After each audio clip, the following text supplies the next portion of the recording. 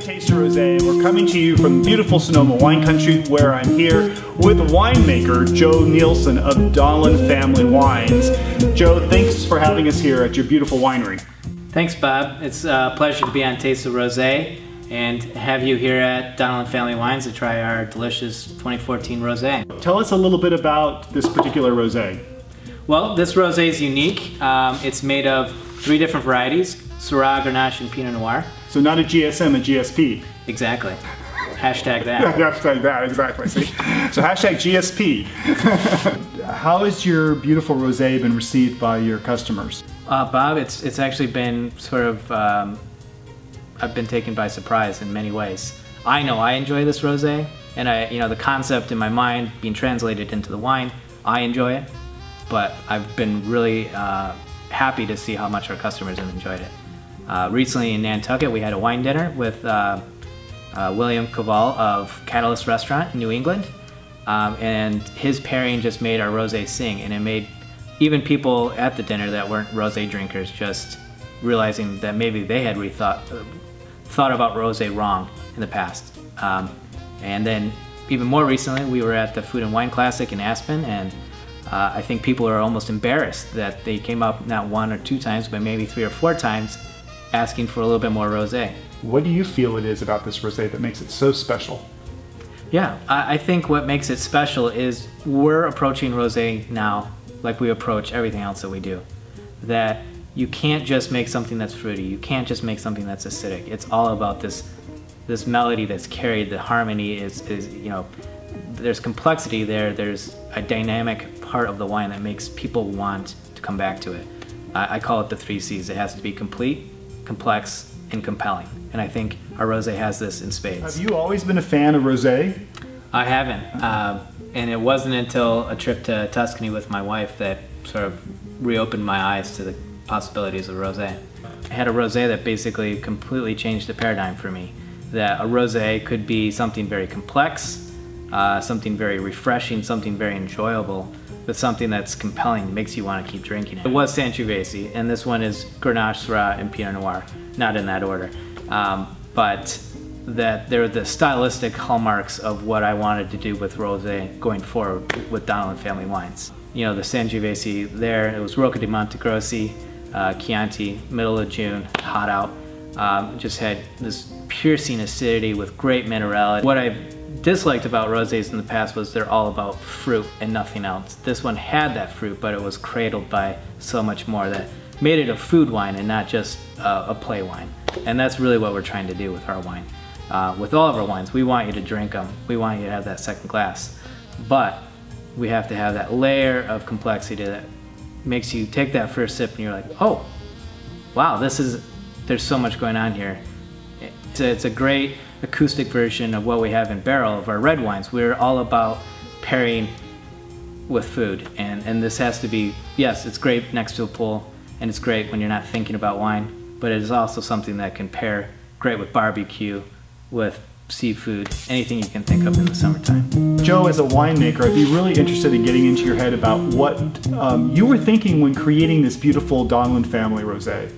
Donelan Family Wines, we've focused mainly on Rhone varieties, so Syrah, Grenache, Mourvedre, and a little bit of Roussanne and Viognier on the white side, and then 4 Burgundies, Pinot and Chardonnay.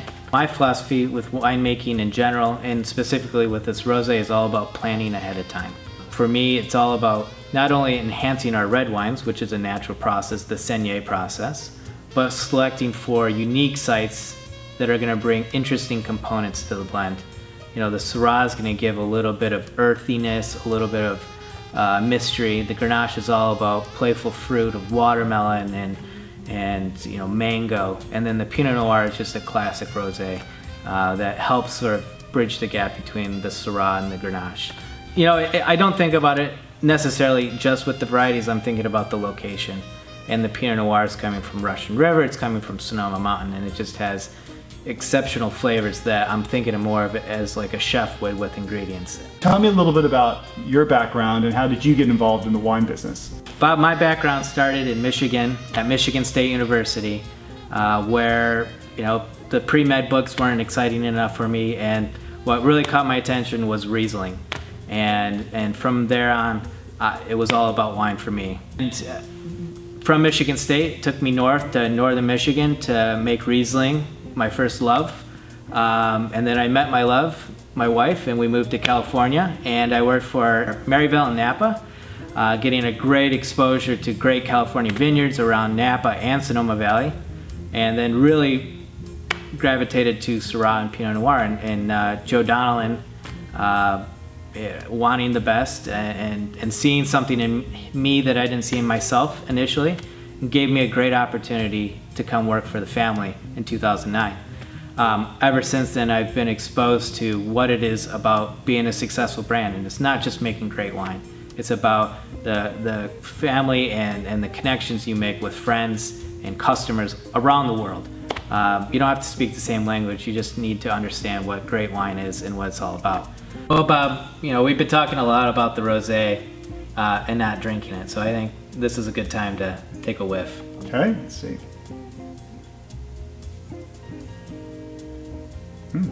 Bit tropical on the nose.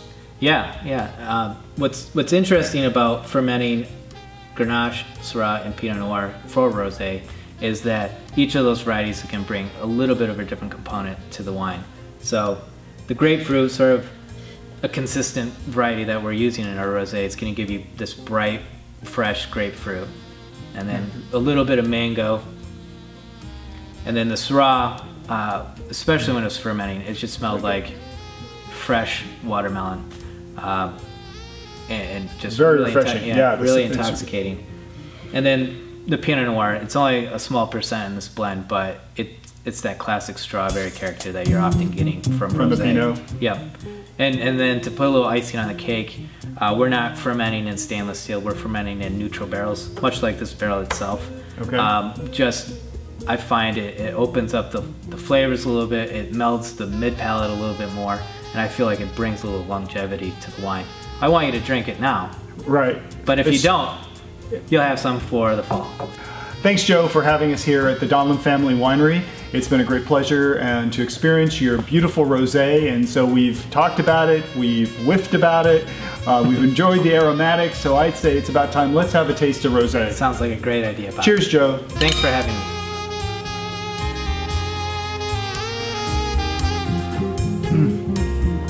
Delicious.